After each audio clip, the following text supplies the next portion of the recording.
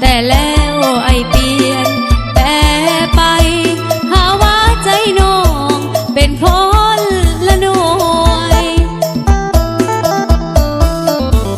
หน้าดีตางามบ่ได้ใจดำคือมือบ่ได้ปากเกี้ยงว้าวคือบ่ถือว่าเฮามันสวยคิดเห็นคำว่าใจน้องเลยเศร้าปานคนป่วยน้องบ่ได้มักคนรวยให้อายเชื่อน้องแน่ได้บ่ถ้าอายบ่ฮักคือมาหลอกให้น้องคิดนำเฮ็ดให้น้องซอกซ้ำคิดนำแต่อายคนดีอายบอกน้องว่าจะมาขอแต่งทันทีเดือน12ปลายปีไอมิดซีลีบ่มีข่าวมาสาวกว่าเสใจพังเพเสื้อคนงานเพียงเขาบอกฮักสิลมสิตาย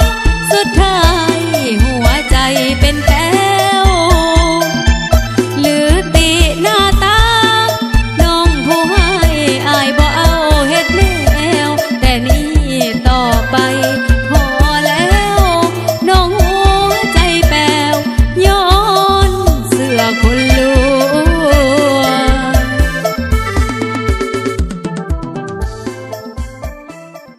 เอาพี่เกียรติโอบีขอจะเป็นเกียรตินักขัดคำลานักธุรกิจบัตรแดงคนเพลงนักผ่อนลงอีกจัดหนึ่ง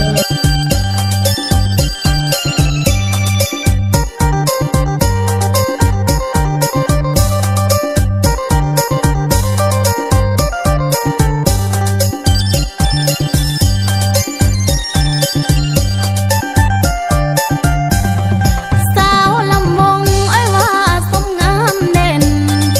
อ้ายมาเห็นว่าอยากเป็นผู้จองบ่เห็นมีไผมาขอ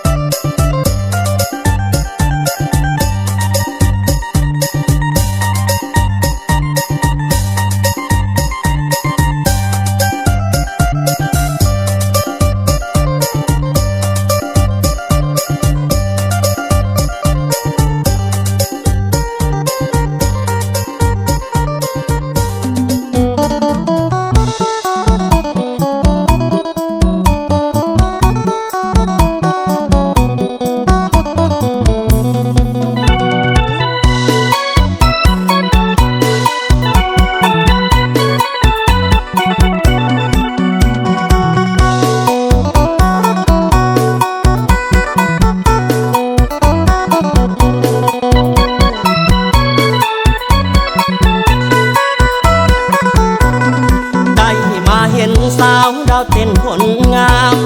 อายอยากถามเจ้ามีแฟนแล้วบ่อยากได้เด้อยากได้น้องมาห่วมห่อสิได้บ่น้อสาวดาวเต้นคนดีส่วนอายคนนี้ใจแสนดีขอบอกบ่หวังดอกน้องดอกเด้อตาหวานหักจริงหวังแต่งน้องแท้เด้น้อง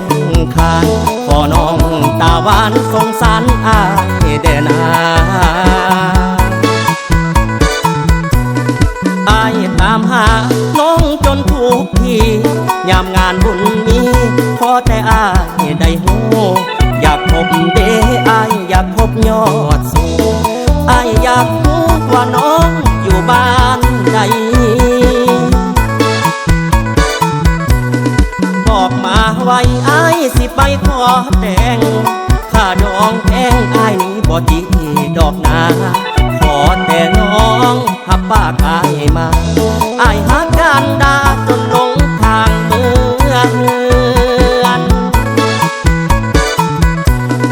น้องอย่าเบื่อไปเลยน้องนามาเถิดนะมาเข้าวิวาห่วมกันอายจะพาน้องนั้นไปขึ้นสวรรค์อายจะพาจอมขวัญนั้นไปเต้นลำวง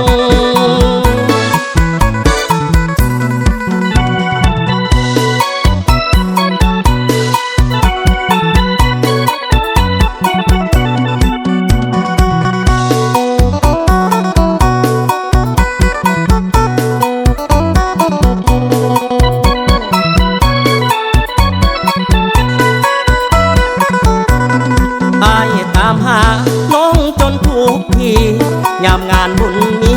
ขอแต่อายได้หูอยากพบเด้อายอยากพบยอดสูงอายอยากรู้ว่าน้องอยู่บ้านใด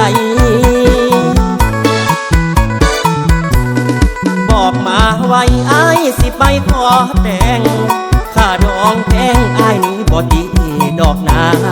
ขอแต่น้องหับปากอายมา